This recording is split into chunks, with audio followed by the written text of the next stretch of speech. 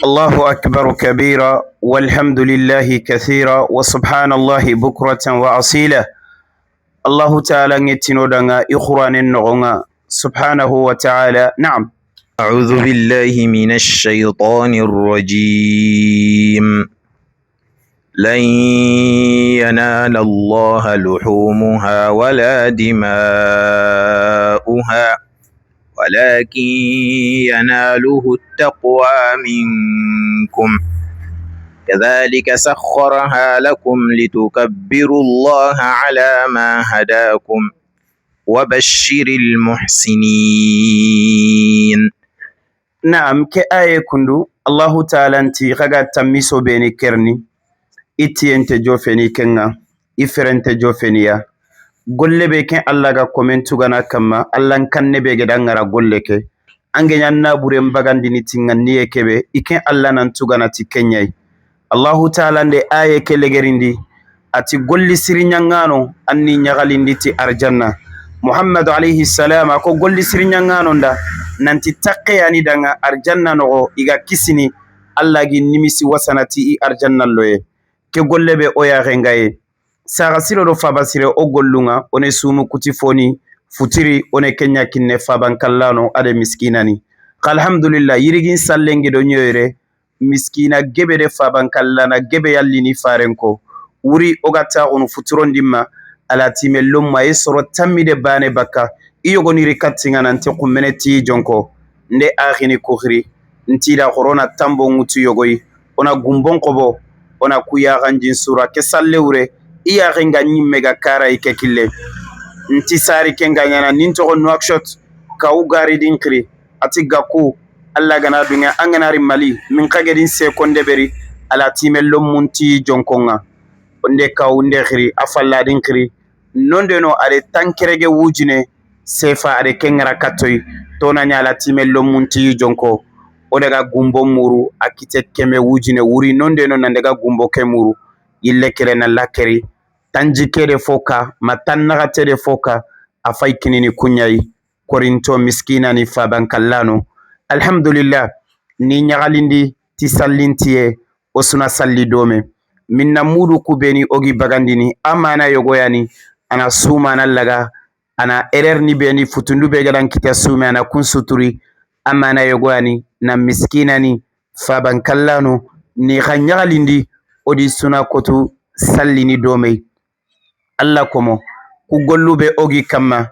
Allah ganne gana besuda kenyani wurinde ko akhini kuda nti garoga tambo nyawutu nga soronya khere nanti besunan participer ke gumbo jonkonga faban kallano ku appelingobo kumbeno doro muntetie kitaba gaku anyimme go magayre ay alhamdulillah igumbon pay Allah gana dunye sere sunte déplacer ne iya o yimme ane moto gumu mutu agatelle besu gallenkiniya sutura nogonga ankan nogo annayige kenyani ken ko toge Nouakchott o gone ngononga bambi kulubali ati sallenganari ikenga sinono kebe gi walla wuya nyagonga iga sinono kenni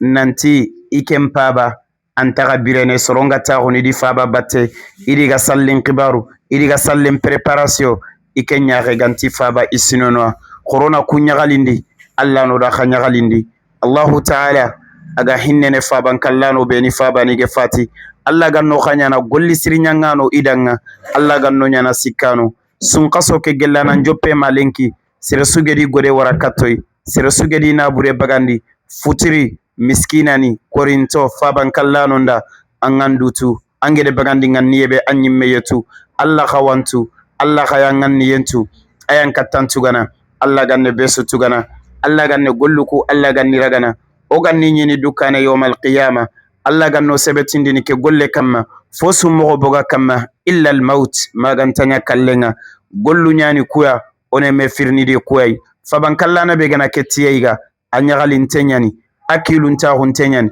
koy gaya renga ke sadanga mogobe alhamdulillah korinte sugana ke kita sikka suntai kharage meti Allah gannan tugana Allah nan tugana ya wala naburu beni ge bogu soro beni gagede wuya nyagonya gelisa ga sire golnyangano franci jamanu kuma nemeswa asu Allah de besu gollengori sumu kuti foni be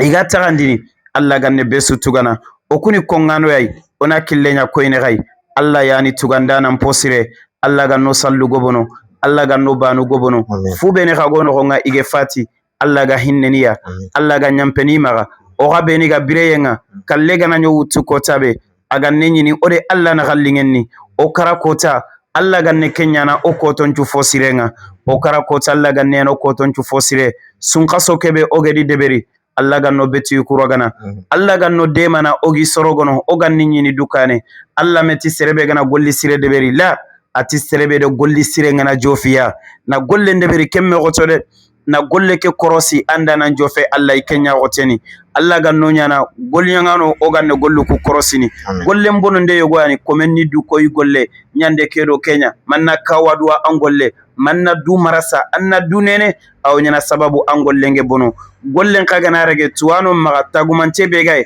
golle lagande Allah bange anna golli sirende beri dabate Allah ganno nyana golli siri nyangano dabate Allah ganne beso hammi jarana Allahumma qudi hammal mahmumin wa nafis karubal makrubin وقد دين عن المدينين واشف مرضانا ومرضى المسلمين وارحم موتانا وموتى المسلمين اللهم لا تدع لنا في مجلسنا هذا ذنبا إلا غفرته ولا هما إلا فرجته ولا دينا إلا قضيته ولا مريضا إلا شفيته ولا جاهلا إلا علمته ولا ميتا إلا رحمته ولا حاجة من هوائج الدنيا والآخرة هي لك رضا ولنا فيها صلاة